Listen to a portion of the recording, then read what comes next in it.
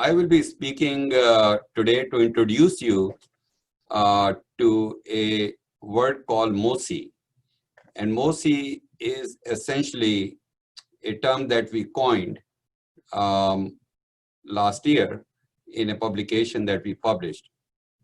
It's called Male Oxidative Stress Infertility, and how this particular clinical diagnosis can become a hope for patients who are trapped in an elusive condition called idiopathic infertility.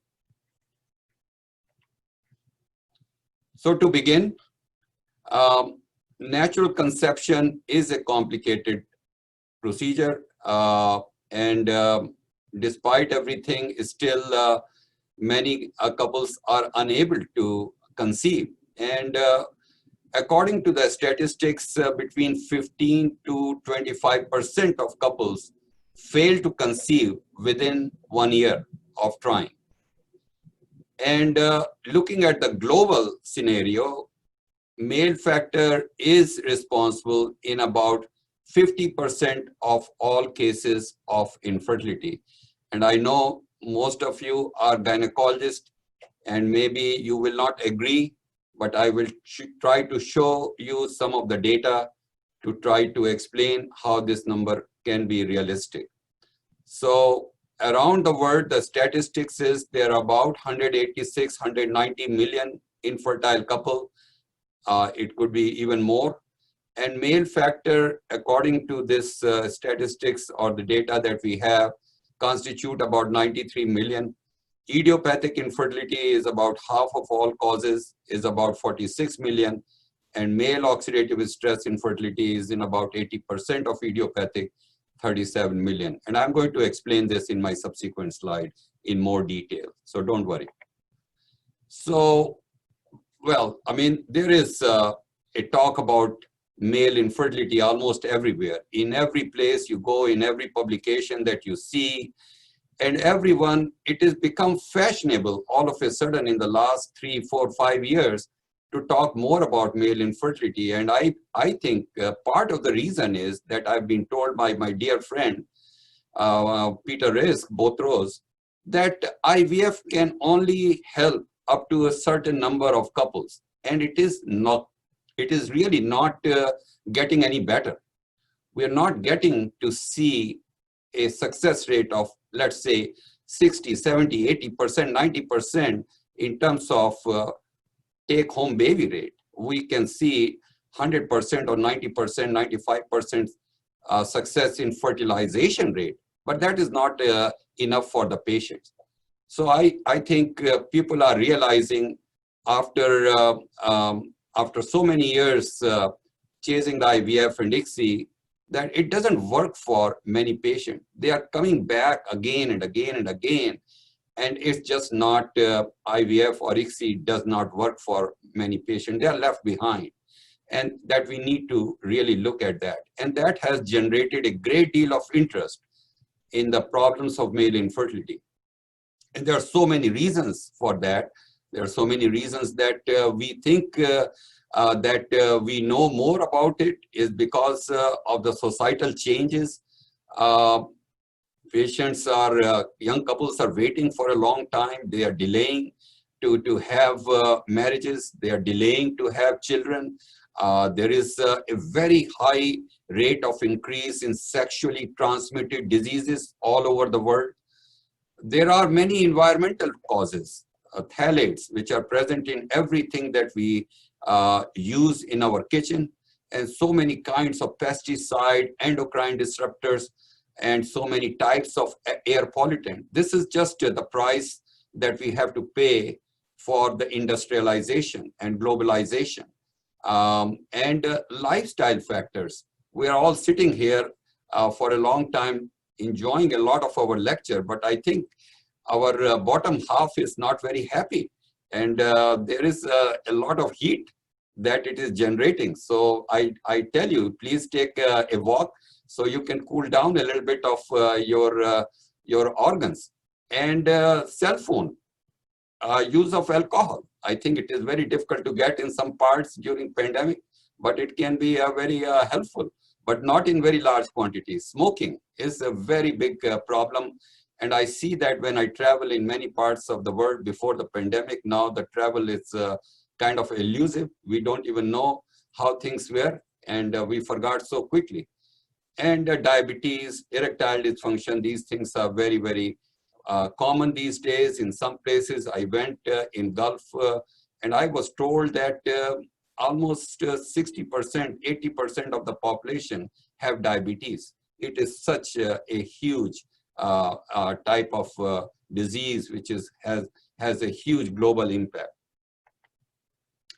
And we are talking about these things not just in a abstract manner. There are hundreds and hundreds of studies which have been published in peer-reviewed journal, which have documented that there is a significant decline in almost all the important semen parameters that we have over the last 60 years, 50 years, almost 50 to 60% decline in count, the motility, the morphology.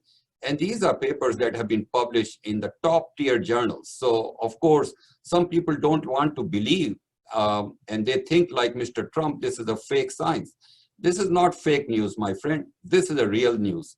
We are seeing a huge decline in semen quality all over the world. Now, you may or may not see some patients which have this problem, but it is a very big problem in most part of the world. So let's jump to idiopathic male infertility. What is the meaning of idiopathic? Idiopathic is a Greek origin word called idios. It relates to or tells any kind of disease or condition which occurs spontaneously or for which the cause is unknown. We don't have a clue.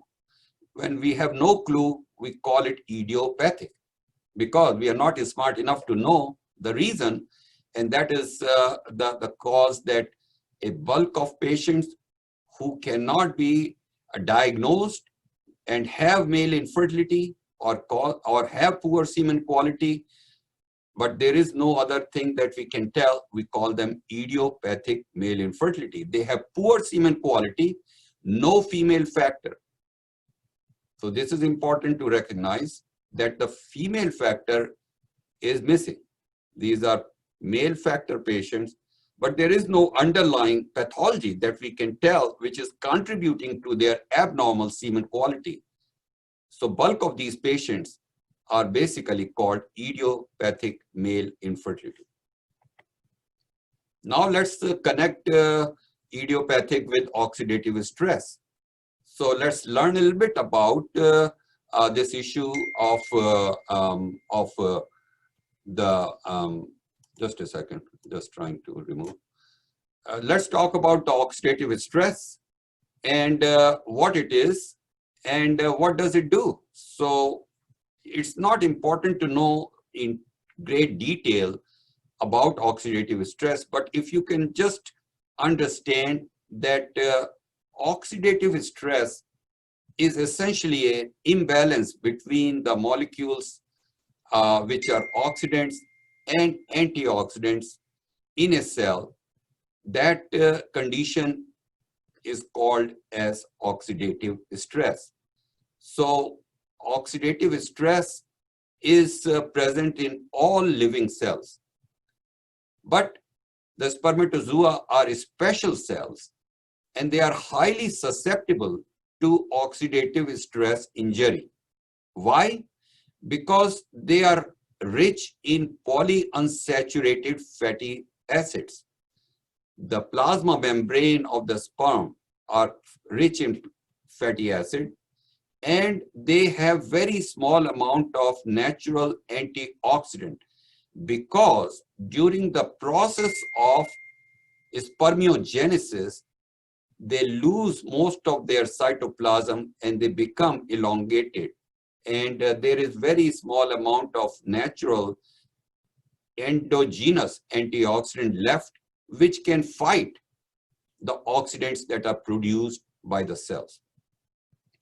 But it is important to recognize that in very small quantities, these physiological levels of reactive oxygen species, which includes a variety of molecules, are very important for physiological functions that are related to the process of fertilization, such as signal transduction, sperm maturation, fertilization. All these things require that the sperm have a very small quantities of oxidants in the cells. So presence of that allows the changes, the physiological, the biochemical changes that allows the sperm to reach to the stage where they can successfully fertilize. They can undergo capacitation, they can go DNA compaction. There are so many changes, but it requires a very finite amount of oxidants. But if the balance is tilted, either because there is an overproduction of oxidants or there is not enough amount of natural antioxidant to maintain the balance, that causes pathological effects to take over. And that results in a process called lipid peroxidation. Lipid peroxidation is a chemical reaction which gradually breaks down the cell membranes. It breaks down eventually the proteins. It can damage the DNA, and it can actually cause apoptosis of the cell. And that can result in the dysfunction of the cells and contributes to sperm dysfunction and also poor fertility. Furthermore, if you look at this diagram, the endogenous causes of high production of reactive oxygen species come from immature sperm, come from leukocytes, come during the condition of what we call as varicocele, which, just like endometriosis on the male side, is the most common and correctable cause of male infertility. Lifestyle factors that contribute the production of reactive oxygen species include fatty diet, smoking, drug addiction, alcohol, stress. Health conditions such as urinary tract infection, testicular disease, chronic diseases can contribute to the production of reactive oxygen species. Environmental pollution can also lead to the production of reactive oxygen species. So there is no consensus on how to measure oxidative stress in a diagnostic setting.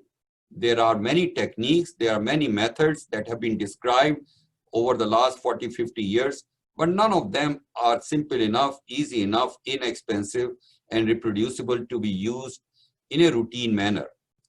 So we propose the term as male oxidative stress infertility, or as a novel descriptor for infertile men with abnormal semen characteristic and oxidative stress that includes many patients who were previously classified as having idiopathic male infertility.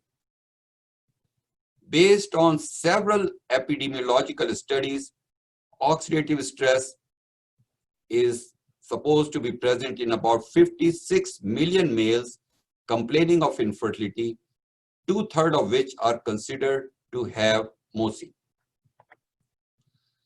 This is a landmark paper that was published last year in this peer-reviewed journal, #2 in the world, and it has 90 authors, and many of them from your country. This really was the first paper in the world which proposed the terminology and clinical practice guideline for the management of idiopathic male infertility. Here, I want to explain to you how we are talking about these numbers. So please look at this diagram, which is part of the publication. As I said, overall, there are about 186 million infertile couples, and this is based on the publication. These are not the numbers that I'm generating. And this is an old number. You look at 2004. So I believe these numbers must be 100 million more. I mean, I think the world population is rising, and there is a greater incidence of infertility. So this is almost a 15, 20-year-old data. But regardless, I think if you look at the breakdown from the articles that have been published by us and others, we have demonstrated that about 50% of the couples are having pure female factor, 20% have both male and female factor, 30% are due to male factor alone. So if you combine this, male factor infertility contributes to about 50%, 93 million. Now, looking at this scenario, in about half of these men, we know their causes of infertility. It could be varicocele, it could be blockages, it could be azoospermia, it can be immunological causes, it can be endocrine, hormonal, all kinds of genetic, and these are the things that we know. Within this subset of patients, which are treatable, about 30 to 40% have MOSI, or high oxidative stress, and that has been published in many studies by us and others. Now, looking at patients who are idiopathic, where we really have no clue what is exactly happening in these subset of patients, which have been also described, and this is about 46 million.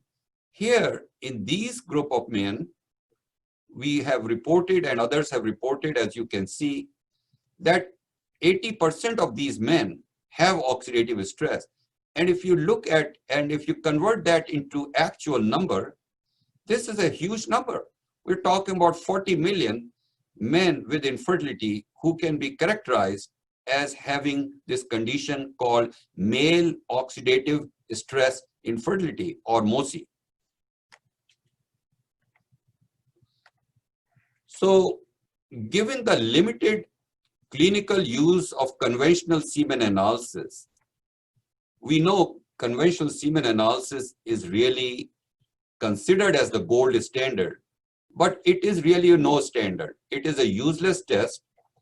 90% of the labs do it wrongly. The results are completely unreliable, and one can never base a treatment on the diagnosis or the results of semen analysis from a lab. I think you will make a mistake. So the pathological consequences of oxidative stress is well known. So we propose the incorporation of ORP, or oxidation reduction potential, which is a marker of oxidative stress, and it is something that takes into account levels of both the oxidants and the reductants as a snapshot. And this test can be conducted in a very simple, very fast manner within 3-4 minutes using a very simple device that you don't need any kind of training, and it is very inexpensive and highly reproducible. So there is a change in the world where a test which was not available, or which was very complicated, very difficult to do, has all of a sudden become available about 3-4 years ago, and that has changed the entire landscape of disease of oxidative stress, or MOSI. So that's why we are talking about that. Not only you can identify the men with oxidative stress, but you can actually diagnose. There is a laboratory test which is really, really simple to conduct. So oxidation reduction potential, also known as redox potential, is a measure of relationship between oxidants and antioxidants, because it provides a comprehensive measure of oxidative stress. So unlike traditional methods for measuring oxidative stress, and there are dozens of such methods that are available and have been described, and we have used and others have used, but they are so difficult to use in a routine IVF clinic or in a diagnostic lab or in a hospital setting, just because very expensive instrumentation. There are so many restrictions on the use of the sample. You have to use the fresh sample, and you have to do it in a very quick manner, and the results are very difficult to interpret. So because of these reasons, the actual concept of oxidative stress, although very clear, everybody recognized, but how to implement it in a diagnostic setting, in a clinical setting, was not practical. But that has changed. So this is a simple device, and it describes it here. We have been using this instrument in our clinic for last 2-3 years on all our patients who are coming. We are using it for two reasons. One, for to use it as a to confirm the results of the semen analysis, because we believe the results of the semen analysis are unreliable, and by themselves they do not provide enough prediction for patients to diagnose, to really recommend the treatment for these men. So not only that it serves, if the results of the Mioxs or the ORP are abnormal, we know that the patient has abnormal semen analysis. Second, it also tells about the status of oxidative stress. So in one test, you can get two benefits from this. And it's a very easy and simple test. It can be done in fresh sample. It can be done in frozen sample. You have to do really nothing. You can do it tomorrow, you can do next year, and the results are the same. You do it here, you do it in Egypt, you do it in Russia, the results are the same. And we have a multi-center study which tells us this. So if you look at this study, which is a multi-center study of oxidation reduction potential, and which was done in 9 different institutions all over the world, to investigate the reproducibility and reliability of ORP as a marker of sperm quality across different fertility centers. And of course, we have one of our colleague and one of my previous fellow, Dr. Ramadan Saleh from Sohag. He is one of the author, and also he participated in this clinical trial. Just very quickly about the study, it was a prospective study. We had 2,000 men, and they were both normal and abnormal. The normal served as a control, and we analyzed their results based on the 5th edition WHO guidelines for all the main parameters. And there were some which were excluded, which were azoospermic or have these different indications. And the results of the study are very interesting. So the ORP values showed a very good differences, very clear-cut differences between the two population, normal and abnormal. The values of cutoff that we were able to calculate was 1.34. It had 90%, 95% of positive and positive predictive value, as well as all the statistical indication when we did the ROC analysis showed very high level of reproducibility. To again understand the concept of oxidative stress, this is a cartoon which shows right from the causes of oxidative stress to the effects on the semen sample and the spermatozoa, and the testing that is available that can be done by either direct test or indirect test, and then what kind of treatment that can be done for this. So the whole concept of oxidative stress has matured from just a plain talking about the causes to the effect, now to the testing, and now further to the treatment. For treatment of patients with idiopathic male infertility, it is a sad story. There is really not a whole lot of things that we can say work. So it is a hit and miss situation. And the whole concept of empirical medical therapy is that it is not proven. So you keep on trying one thing, another thing, and hoping that something will work. It's more like a placebo. And something works, sometime it will work, sometime it will not work. So there are various types of treatment. I was told by my colleagues, surgical colleagues, that one thing that they really fear is patients who come with idiopathic male infertility, because they really have nothing to give to them. So they want to avoid treating these men because the results are not clear. There is really nothing that they can tell with certainty that is going to work, because there are no medical guidelines, there are no recommendations, there are no professional society recommendation for the treatment.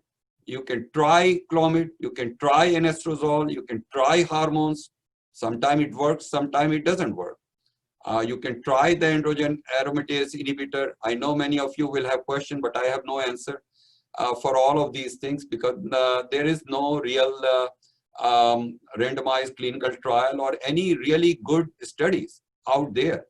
And none of the professional societies, whether it is ASRM or EFRE or urology societies, have provided any guidance regarding treatment. Antioxidant treatment, yes, that is something that we will talk in more detail. Healthy lifestyle, yes, I think it does have a beneficial effect. Lifestyle modification, combination of empirical medical treatment and antioxidant, yes, it can be helpful. ART, of course, that is always the road that these patients may have to take, but may not always work.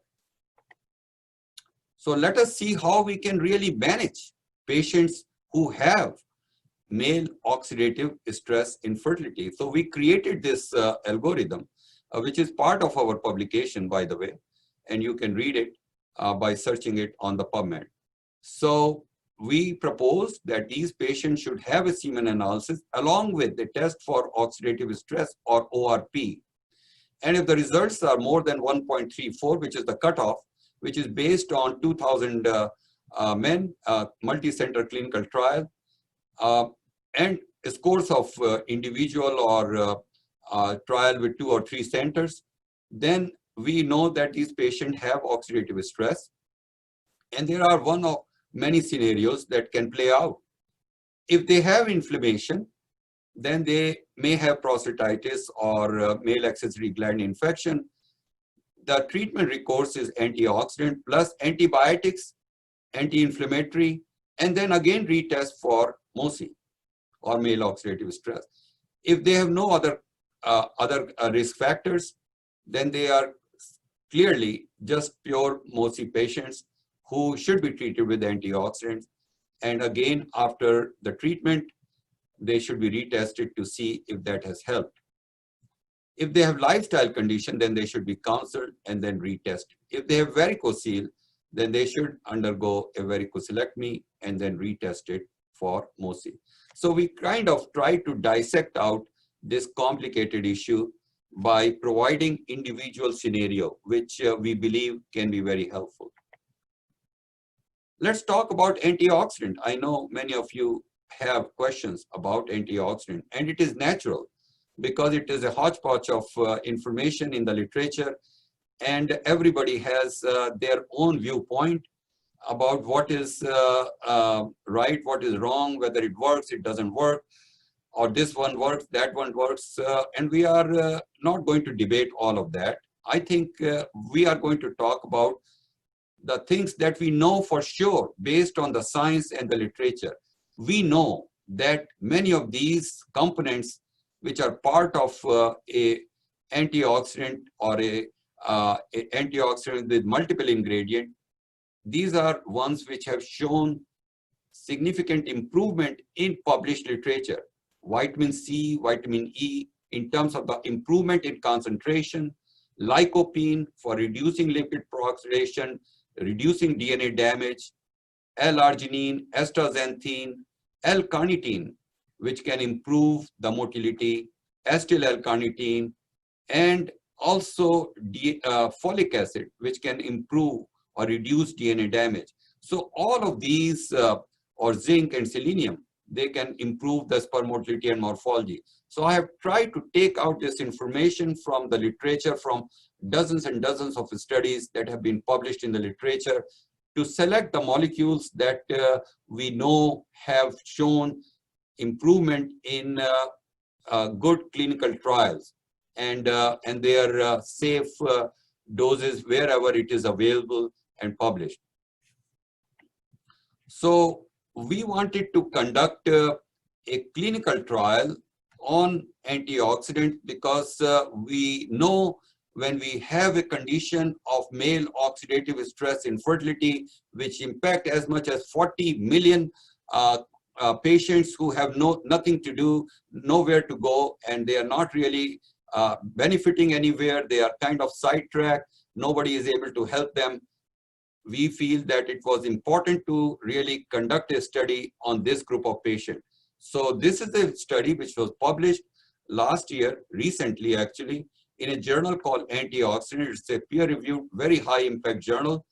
And the title was Efficacy of Antioxidant Supplementation on Conventional and Advanced Sperm Function Test in Patients with Idiopathic Male Infertility. Remember, we are doing this type of supplementation study on idiopathic male infertility. And this study was a collaborative study between our colleagues from Hamad Medical Corporation in Qatar and Cleveland Clinic. Our friends, Dr. Arafa, myself, Dr. Majoub, Dr. Haitham, and some of his colleagues, which are listed here in this publication.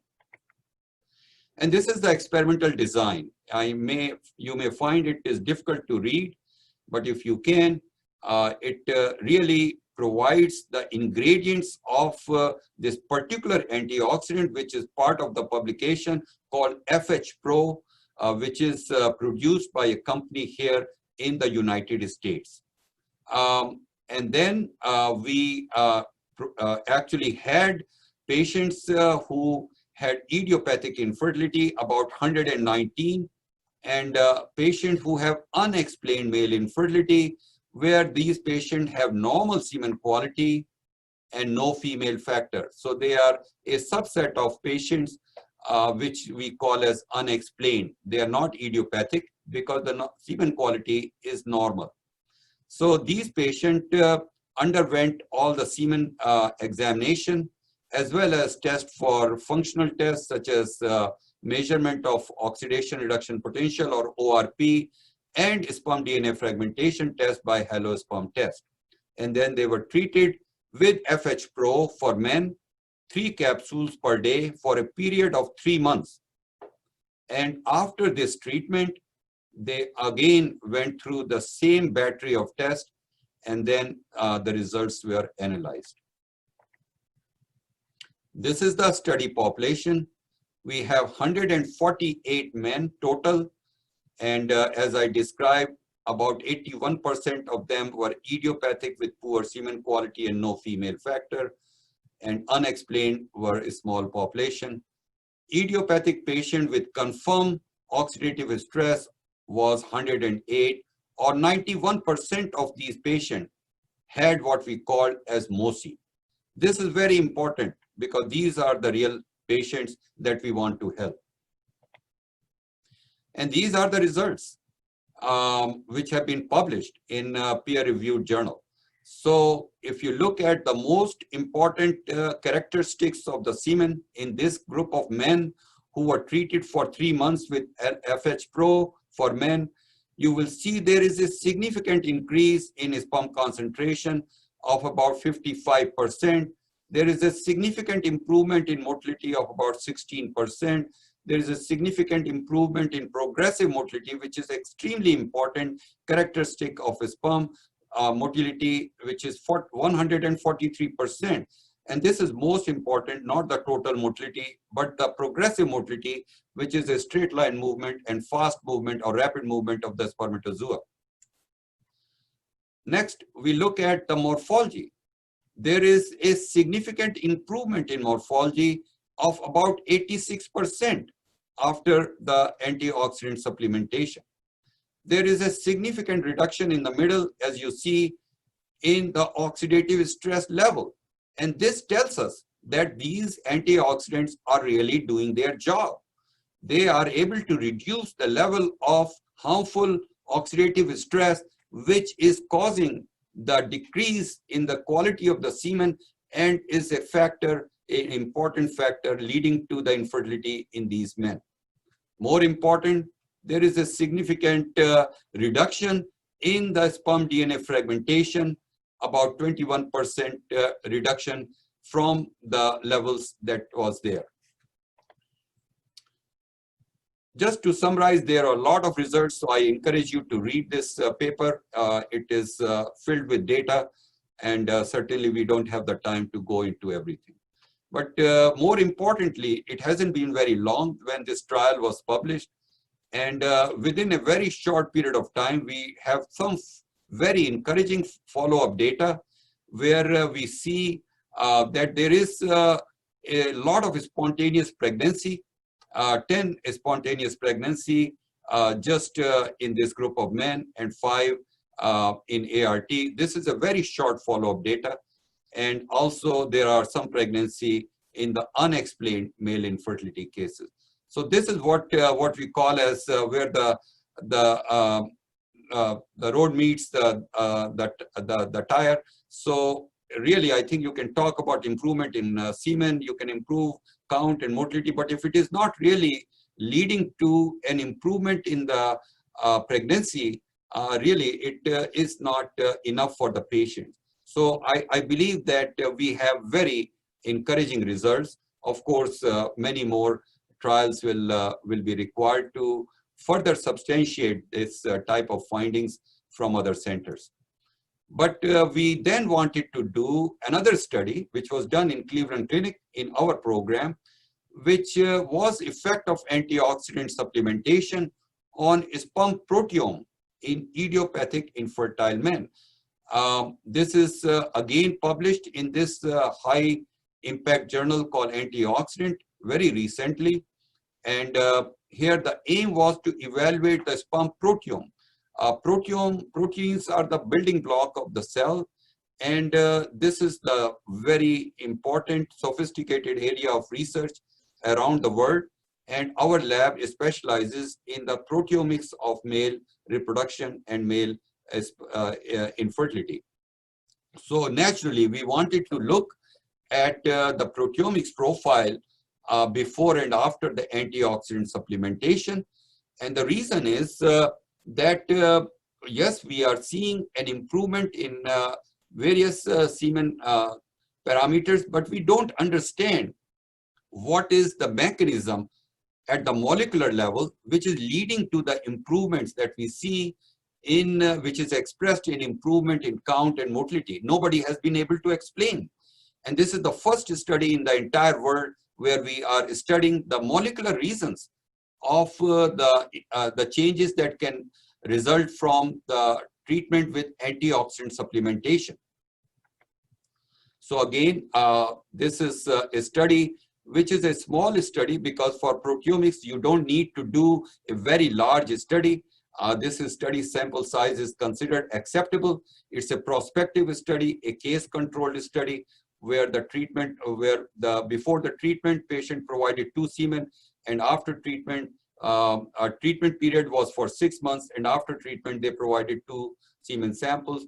And on the right we have the composition of this FH PRO, which you can see has a number of ingredients, and certainly I think this is very, very important. And this is the experimental study design, which you can see here. So these are the samples before treatment, which were divided into 3 different aliquots, which is one is individual, then second individual, and third is a pooled sample. And then the same thing was repeated after 6 months. And the proteomics analysis was conducted using mass spectrophotometry. And then later on, bioinformatic analysis and network analysis. So there is a whole lot of mathematical computations which go as part of the data that is analyzed for proteins by mass spec fractionation. And that will allow us to tell not only the types of proteins that are present, but what are their functions and what is their role within the cell. So this is the expression profile of sperm proteins. You can see that idiopathic infertile men before and after antioxidant showed 1978 versus 2053 proteins. And there are a total of 2,137 proteins, and the differentially expressed proteins are 379. These proteins are expressed differentially, as you can see here. Either they are underexpressed, either they are overexpressed, or they are unique to post-treatment, or they are unique to pre-treatment. And this terminology is called differentially expressed protein. Now, I mean, this is a very large study, but I have tried to summarize to make it simpler for our clinical audience. These are the main results that I want you to look at. This is the post-antioxidant treatment, and I will try to explain this nicely. We see these are the results of the Western blot, which is a necessary test that has to be conducted to validate the findings that we see after bioinformatic analysis. So the proteins that we have identified through bioinformatic analysis must be then validated or analyzed using the Western blot to substantiate the findings that we see through proteomics and bioinformatics. So what we see is that these are three proteins.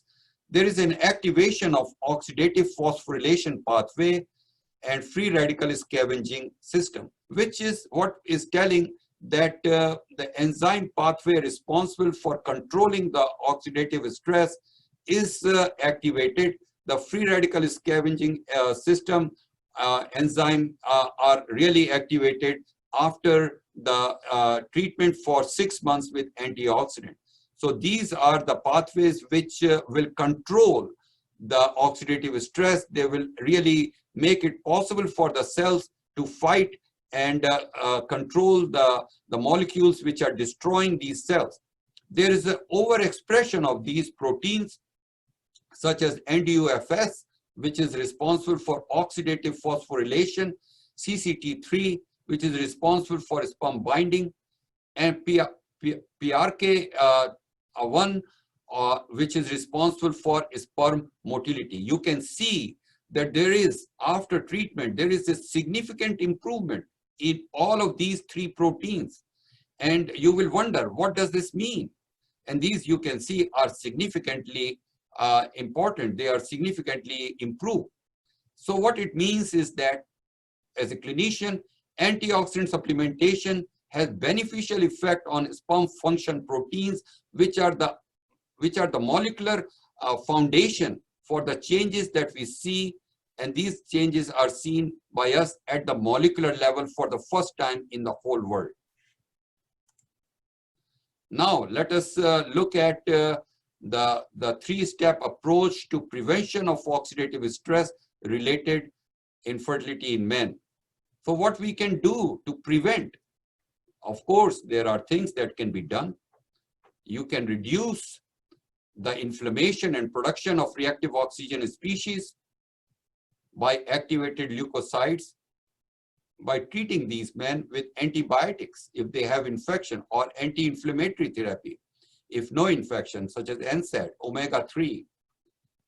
Good diet, high fiber, low fat, low alcohol, maintain normal BMI. You can neutralize the reactive oxygen species produced by leukocytes in sperm with antioxidant, such as FH PRO. They contain vitamin C and E, coenzyme, selenium, lycopene, alpha lipoic acid, omega-3. Next, you can fortify the sperm DNA packaging to build up the proteomination by treating these men with zinc, or antioxidant which contain zinc and selenium, such as FH PRO for men. So I think there are many things that can be done to treat these men who have been diagnosed with MOSI. Not only that you can diagnose, but there are so many tools that you have in your hand to treat these men.